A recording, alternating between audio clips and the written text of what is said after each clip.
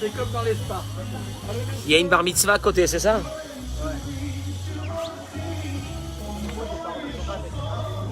Bon, on peut rester comme ça, écouter la musique, hein, on est bien. Alors, Sam, vous voulez vous asseoir un peu, juste écouter un peu? Eli, Mechavod.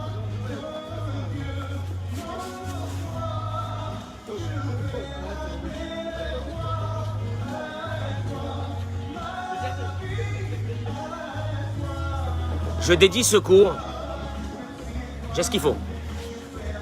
Je dédie ce cours de Torah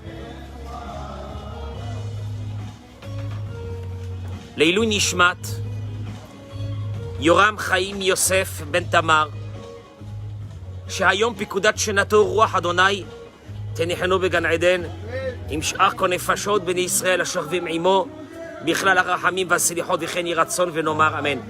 Je vous conseille d'écouter le cours d'aujourd'hui. Il est très lourd, mais il va vous donner une vision complètement nouvelle de la vie. Je voudrais aussi dédier ce cours Leilou Nishmat Joseph Ben Nathan et Shoshana Atali שהיום פקודת שנתם Rabbi Yaakov Nissim Ben Suzanne, Irina Bat Naomi Gila, Salomé Rachel Perchaya Bat Miriam,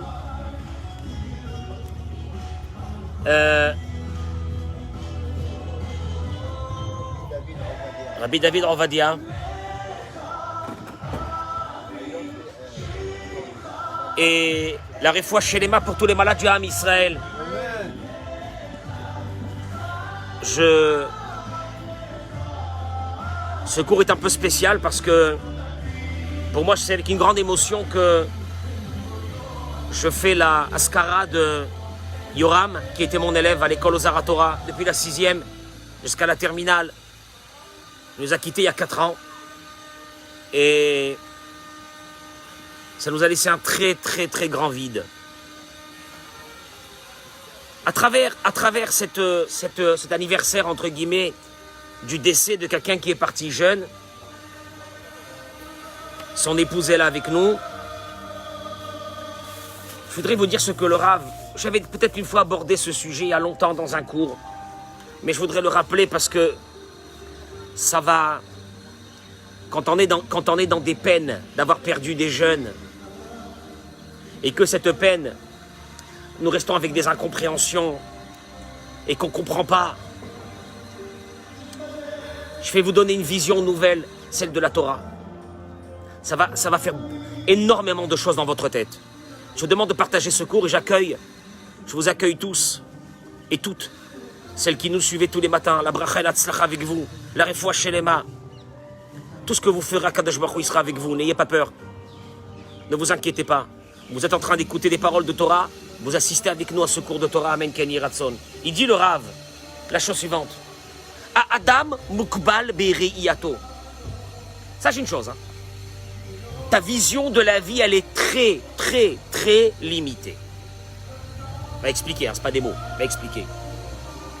Ve'eno ro'e lachalaki katan mikol atmuna kula.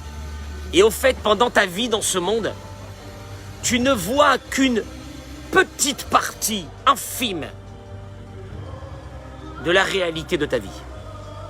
Quand je dis des mots comme ça que je lance au début, vous allez les comprendre vers la fin du cours. C'est énorme. Ta vision est tellement étriquée que toi tu crois que tu observes ta vie. Au fait, tu vois rien de ta vie.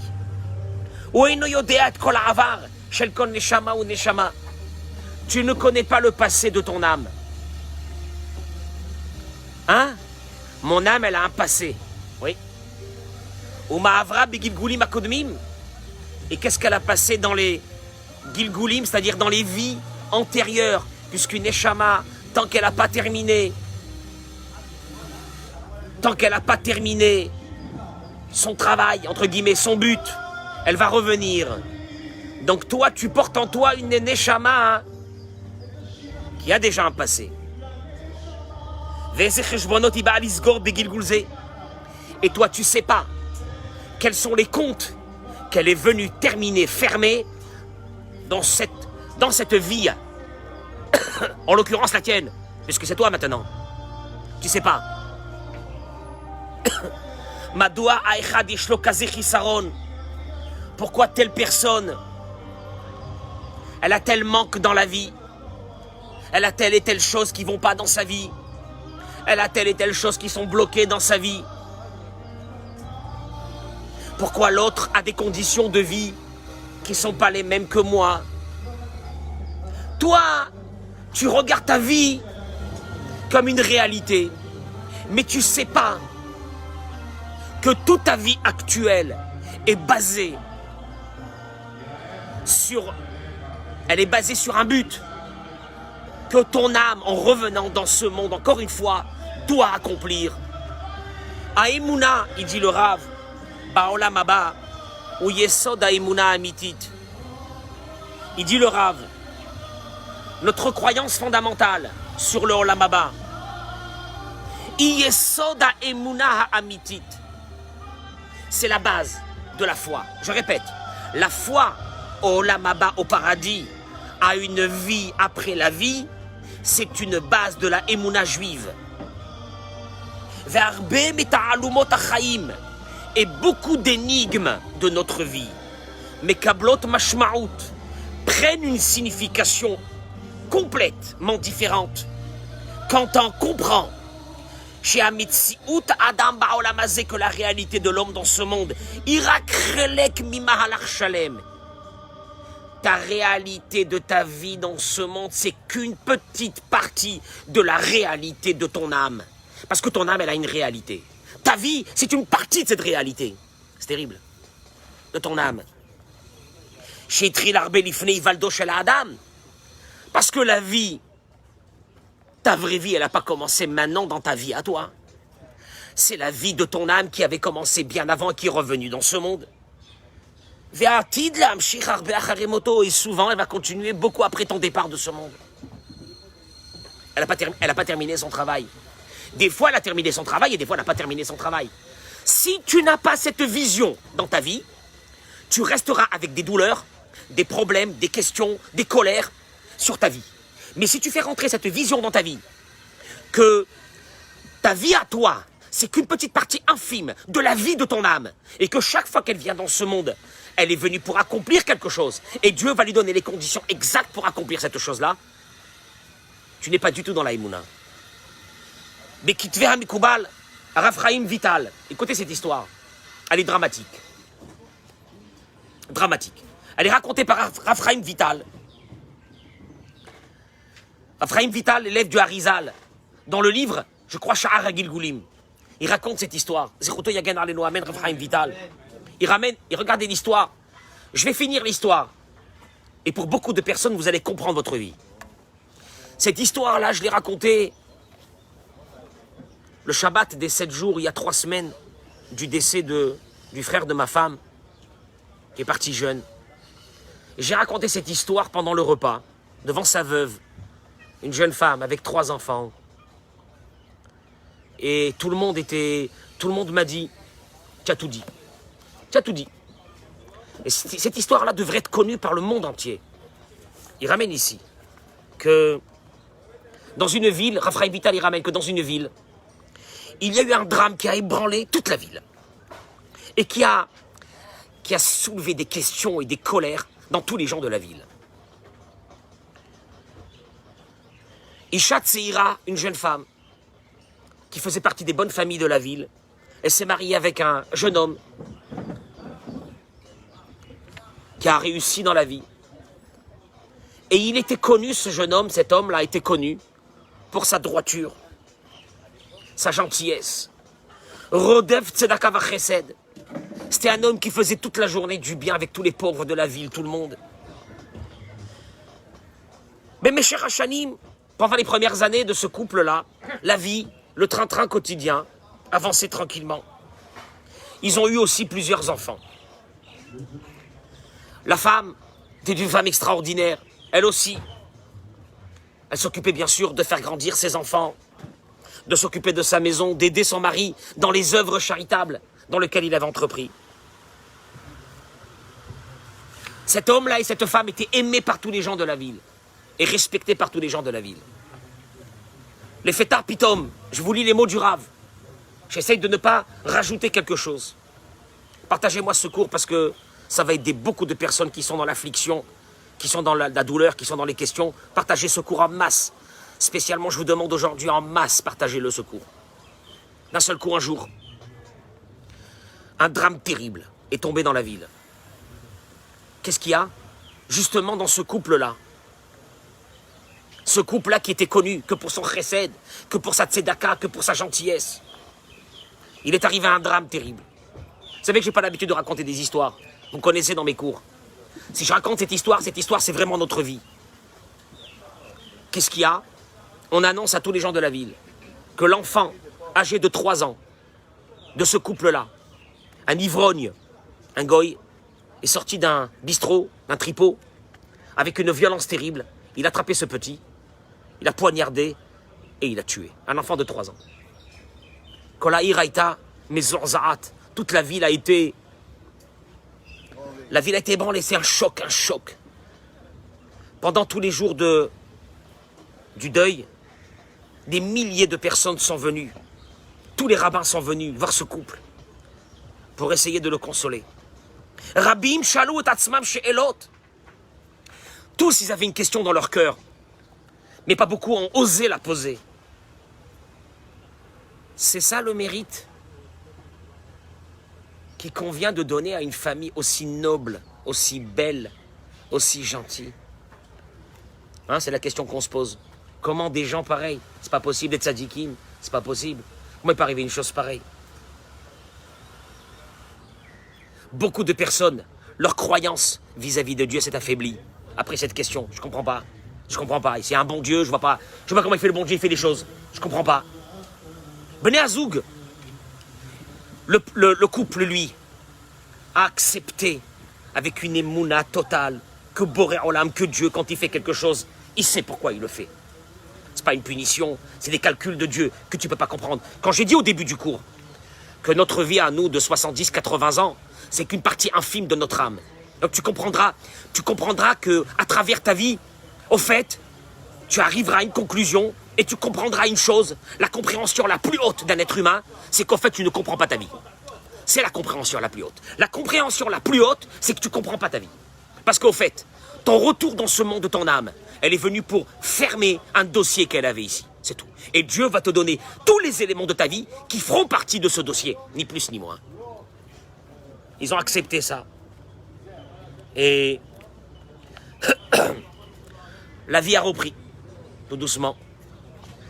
Et voilà que, quelque temps après, on annonce une chose dramatique. C'est dur pour moi de raconter cette histoire, mais c'est vraiment la réalité de notre vie. Que ce monsieur, le papa de cet enfant, est gravement malade. Toute la ville s'est mobilisée jour et nuit dans des prières. Le Sefer Torah ouvert, des cris, des hurlements, le Teilim, des ségoulots, tout. Comment? On ne peut pas laisser. Les médecins ils disent que sa situation est très grave. On ne peut pas laisser faire une chose pareille. C'est pas possible.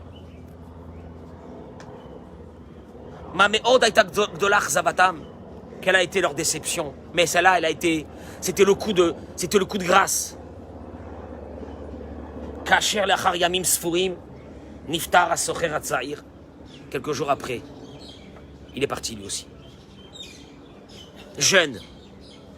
Un homme qui a fait que du bien toute sa vie. Et la jeune veuve, bien sûr, on peut s'imaginer la déchéance morale dans laquelle sa veuve était à partir de ce moment. Toutes les prières qu'on a fait, toutes les tfilotes qu'on a fait, tout ce qu'on a fait, maman, tout ce qu'on a fait, tout ce qu'on a pu faire dans notre vie, des fois, rien. Je dis, qu'est-ce que c'est ça? Qu'est-ce que c'est ça?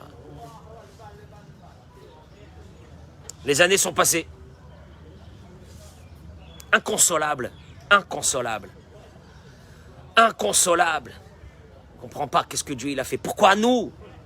Tout le chesed, toutes les mitzvot, tout ce qu'on faisait, à nous. Que son mari s'en va, que son fils décède dans une mort violente. Qu'est-ce que c'est ça? Et un jour, les enfants grandissent bien sûr. Certains étaient déjà mariés. Et voilà qu'un jour, son fils aîné, qui est marié, vient dire Shabbat Shalom à sa maman. Il habite dans la même ville. Et il la trouve encore dans une tristesse. Rien, c'est fini, la vie elle est terminée. Il lui dit, maman, maman, les années sont passées, ça suffit de pleurer. Allô, ma'amini manachnu, nous sommes croyants. Qu'est-ce que nous on peut comprendre sur les comptes de Dieu? Il faut accepter que Dieu, ce qu'il fait, c'est comme ça que ça doit être. Dieu, il est la miséricorde la plus totale. Et s'il l'a fait, c'est parce que c'est comme ça que ça doit être. Tu fais souffrir notre Père. Tant qu'il y a des personnes en bas qui sont dans l'affliction, on fait souffrir l'âme de celui qui est parti. On a le droit d'être endeuillé un moment, mais après, il faut arrêter le deuil. Pourquoi? Parce que si on n'arrête pas le deuil, ça veut dire que on est contre Dieu. C'est un manque de Emouna. On doit travailler le plus difficilement possible. Combien que c'est dur, mais on doit travailler ça. Il n'y a rien à faire. Il lui a dit, continue à vivre. Parce que c'est ça la Emouna. La Emouna, c'est de retrouver la joie. La Emouna, c'est de revivre. La Emouna, c'est de transcender le nom de Dieu par rapport à l'épreuve qu'on a eue. C'est ça la vraie Emouna. C'est ça la Emouna. La Emouna, c'est que Hachem, ce qui fait, toute notre Emouna, elle est basée que sur ça. D'accepter ça. C'est dur ce que je dis, mais c'est une réalité. Almanat Seira, il dit que cette veuve, quand son fils lui a parlé comme ça, c'était la première fois qu'elle a senti un léger mieux. Elle a souri à son fils et elle lui a dit, je te promets qu'à partir d'aujourd'hui, je vais revivre dans la joie. Parce que c'est ce que Dieu veut. Elle est rentrée dormir le vendredi soir. Et ses enfants étaient soulagés de la voir sourire pour la première fois dans le repas du Shabbat. Et cette tristesse, cette chape de plomb qu'il y a eu dans la maison pendant des années, par la tristesse, par l'affliction, par la colère, les enfants, ils ont senti qu'il y avait d'un seul coup, il y avait comme si tu avais un appel d'air. Beota Laïla, cette nuit,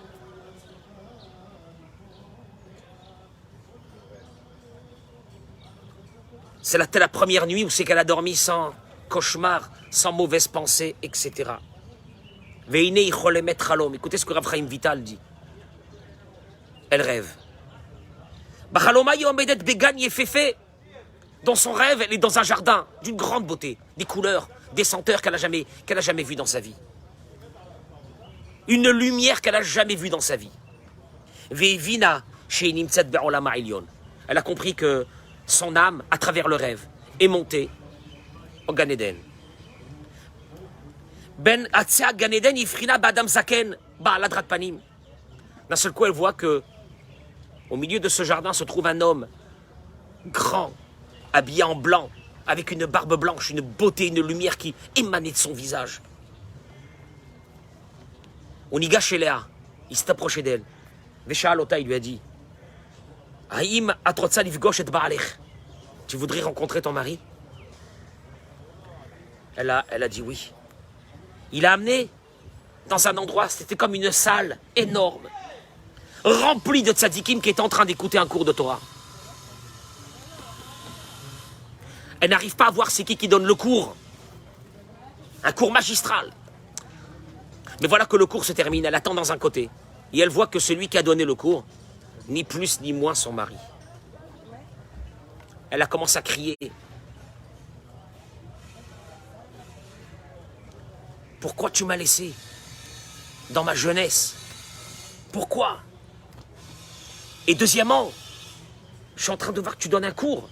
Tu étais quelqu'un de bien, quelqu'un de religieux, de pieux, mais tu n'étais pas un grand sage en Torah. Or, je vois que tu es en train de donner un cours de Torah à tout le monde. Qu'est-ce que c'est ça? Explique-moi ce qui se passe. Donne-moi des réponses à toutes mes questions. Son mari lui dit, sache que Haïti Gaon Atsum Begilgul Kodem.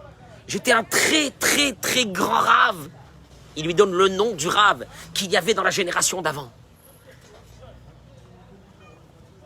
Et là, chez Loït Ratanti, je ne me suis jamais marié.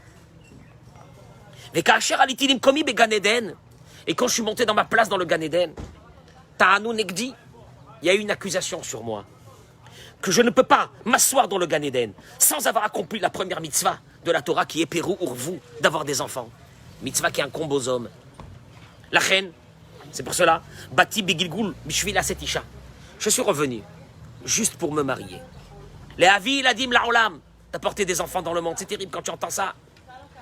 Quand tu entends ça, tu comprends que ta vie n'est pas ta vie. Tu comprends que ta réalité de ce monde, c'est pas la réalité. Tu comprends que tout ce que tu passes dans ce monde, il faut vivre avec cette vision-là, mesdames et messieurs. Il faut vivre avec cette vision. Parce que cette vision vous donnera d'un côté beaucoup de force et apaisera beaucoup de douleur.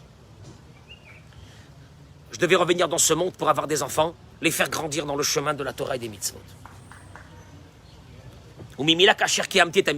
Et quand j'ai accompli cette mitzvah, et que j'ai fini mon tikkun dans ce monde, écoutez les mots. Il n'y avait plus de raison que je reste dans ce monde aussi bas, aussi vil. Mais la reine Iftarti, c'est pour cela que je suis parti. Et maintenant, j'ai trouvé ma vraie place. Tu comprends que toute la réalité que tu crois dans ta vie, c'est rien du tout. La Gemara, elle appelle ce monde-là Alma des Shikra, le monde du mensonge, parce que rien n'est vrai. Rien n'est vrai. Nos destins sont joués par le travail d'abord de notre âme, c'est pas de notre corps. Elle lui dit, mais je comprends pas, tellement de prières ils ont fait pour toi. Madoua l'oril, pourquoi ça n'a pas marché ces prières? Il lui a dit, ma chérie, toutes les prières que vous avez faites, toutes elles ont été exaucées. Khelkan, une partie de ces prières, elles m'ont permis à moi d'accéder, de monter dans des endroits que jamais j'aurais pu accéder mon âme dans le Olam HaEmet. Et la deuxième partie des prières, elle est partie pour des malades et des personnes qui devaient vivre, mais qui avaient besoin de cette miséricorde. Et ces prières sont parties. Mais pour moi, je n'avais pas besoin de ces prières. Puisque moi, mon travail était terminé et je devais partir de ce monde. Tu dis des prières qui s'acceptent, je comprends pas. On a fait tous les Teilim, ça n'a pas marché. T'as compris quelque chose? Une partie des prières. Il devait partir. Il devait partir. Il a dit, je ne devais pas rester. Il n'y avait rien à faire à ce que je reste. J'ai fini ce que j'avais à faire, je suis parti. C'est dur pour nous parce que nous, on pense que ce monde, c'est la réalité. Tu vois bien que d'un seul coup, ce monde, il perd complètement sa réalité. C'est terrible. Et Zé, à Yesod de la Emouna, ça, c'est la base de la Emouna. Il continue et il lui dit, et maintenant toi, tu dois continuer à vivre. Toi, tu dois te marier. Toi, tu dois continuer à vivre. Toi, tu dois être dans la joie. Parce que moi, j'ai terminé. Moi, j'ai terminé ce que j'avais à faire dans ce monde. Il n'y a pas de regret sur ça. C'est lourd. Au Madoua, elle pose la question. Met Beneno à Katan. Pourquoi notre fils est parti comme ça? Il lui a dit, Beneno à Katan Ayaneshabak Voa Meod. Notre fils était une âme très haute, d'un très grand tzaddik dans une génération passée il y a longtemps, qui avait déjà terminé son tikkun dans ce monde. C'est une âme d'un des plus grands saints qu'il y a eu dans le peuple d'Israël. Mais voilà que ce tzaddik, quand il était petit, bébé, il a été kidnappé avec sa famille. À l'époque, on kidnappait les juifs comme ça, on les prend. Et il s'est retrouvé kidnappé par des brigands avec sa famille.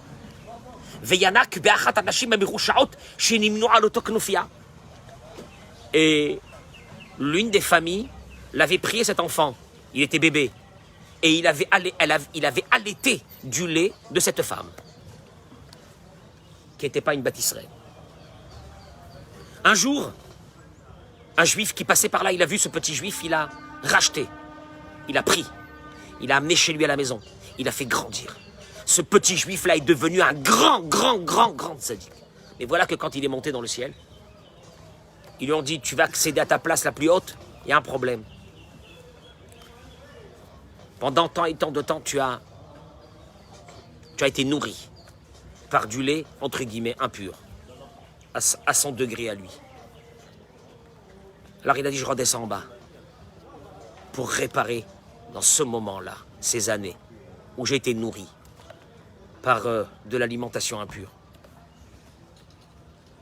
Il lui a dit alors, il lui a demandé, mais pourquoi il a fallu qu'il meure de cette mort violente?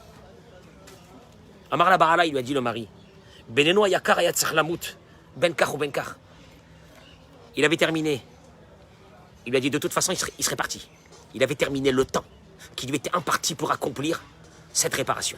Donc il devait partir de toute façon. Mais simplement, chez Beotozman, dans ce moment-là, je vous lis les mots, c'est Raphaïm Vital. Là, on parle ici de la haute sphère kabbalistique, la plus haute au monde. Dans ce moment-là, Ahmad Li Pater, au moment où c'est qu'il devait partir de toute façon, Aïta Gzera, Alan Sha'ir, il y avait un décret terrible sur tous les gens de la ville, que devaient rentrer des ennemis et détruire et tuer tout le monde, hommes, femmes et enfants.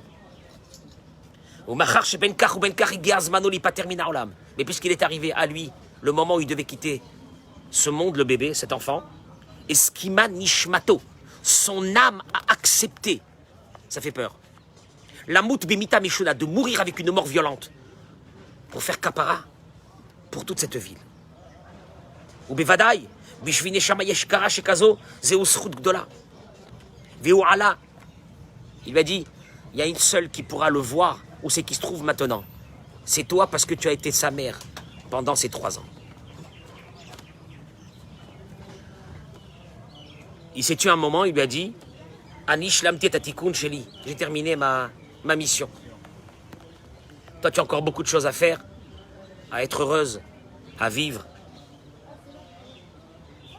Continue à faire toi ton tikkun que tu as à faire dans ce monde. Parce que toi aussi, tu as un tikkun à faire. Continue.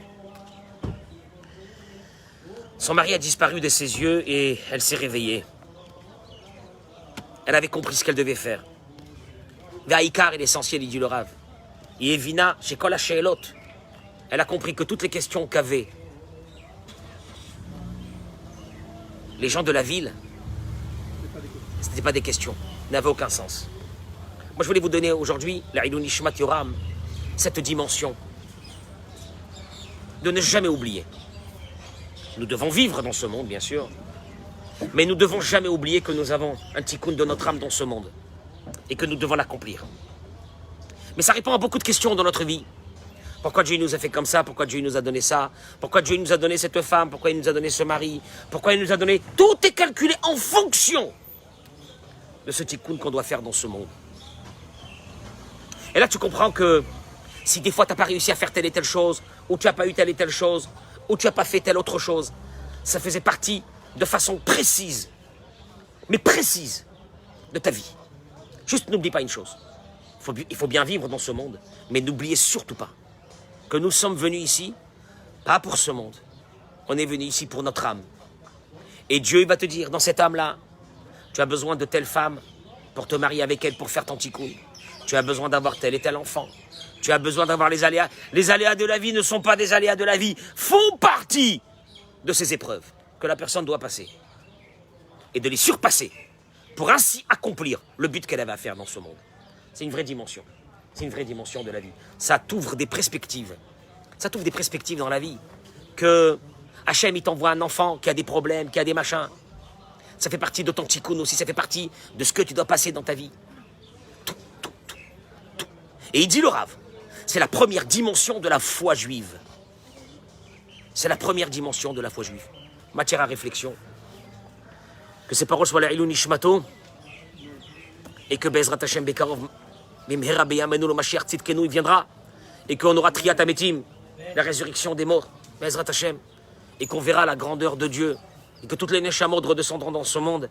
Amen Ken Yiratzon. Je vous remercie, mesdames et messieurs. Bracha ve'atzlacha. Amen Ken Yiratzon.